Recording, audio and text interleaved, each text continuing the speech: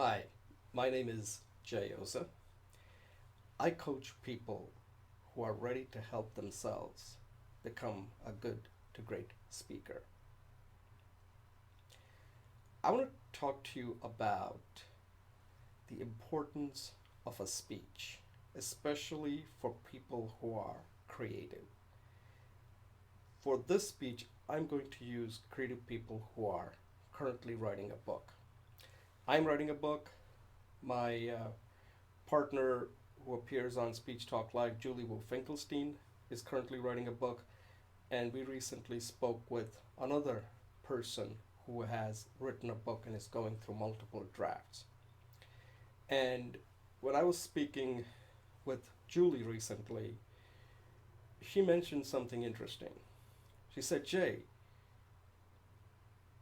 writing a book takes a long time. And let's say at some point you are going to be finished. Then what? In her case, she's writing a book to help people do the simple 12 exercise to get energized. So she really wants to help people. That's her purpose for writing the book. So that people can get up who don't have a lot of time, can do these 12 simple exercises or poses as she calls them, and are suddenly energized. And she's very passionate about this. And she wants to help people. In my case, I want to help people become good to great speaker. Okay, so at some point, maybe a month from now, maybe a couple of months from now, her book is going to be complete, my book is going to be complete. Then what? And this is where something else needs to take place. You need a speech.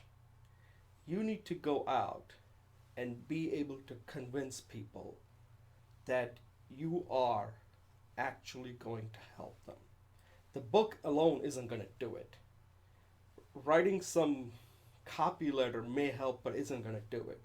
The best salesman for anything that you create is yourself. I mean, let's take a famous example, Steve Jobs. Steve Jobs understood this. If an Apple product is going to be bought by people, he has to get in front of the people or get in on the stage and convince them that he actually loves this product. If he can't show that, why would I want to buy that product?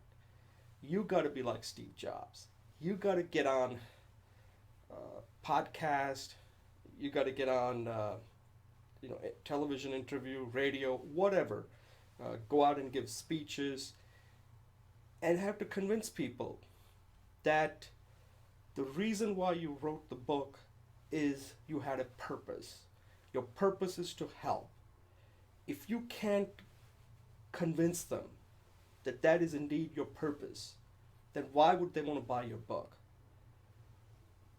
As Roger Ailes says it really well in his title of his book, you are the message.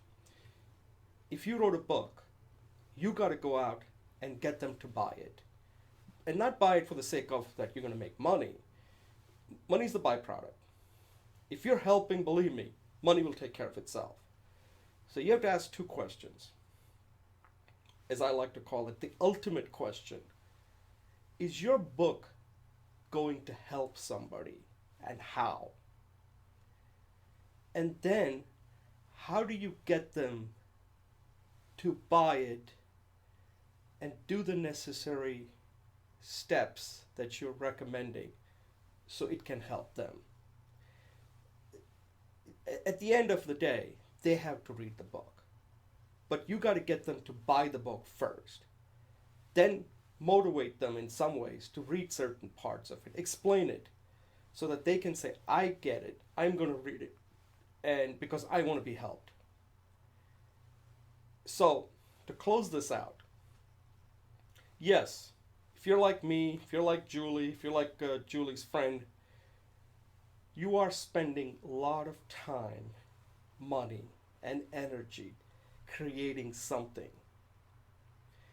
It could be for your own purpose, but at some point, you're creating because you not only have helped yourself, but now you want to be able to help others.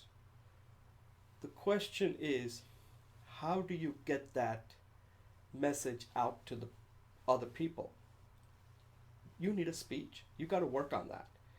That is your first product, even though you spent 6 months to a year or even longer working on creating something like a book. But if you don't have that short product that I call it, your first product, the speech, whether it's one word, whether it's a one sentence, whether it's a 30-second pitch or a 3-minute pitch, or maybe it's a 20-minute talk, people are not going to buy your book. Today, you are the message, as Roger Ailes likes to say in his book. If you can't convince somebody, they got other choices. The burden is on me, you, everybody else who's creating. You got to get other people excited that you are indeed there to help them. And I bet you, if you do that, people will not only buy your book and do the things that you recommend, but they'll also spread the message. So, the same passion that you showed in creating, it's the same passion you got to show in getting the other people to buy your creation. Good luck. Let me know what you think, and thank you for watching.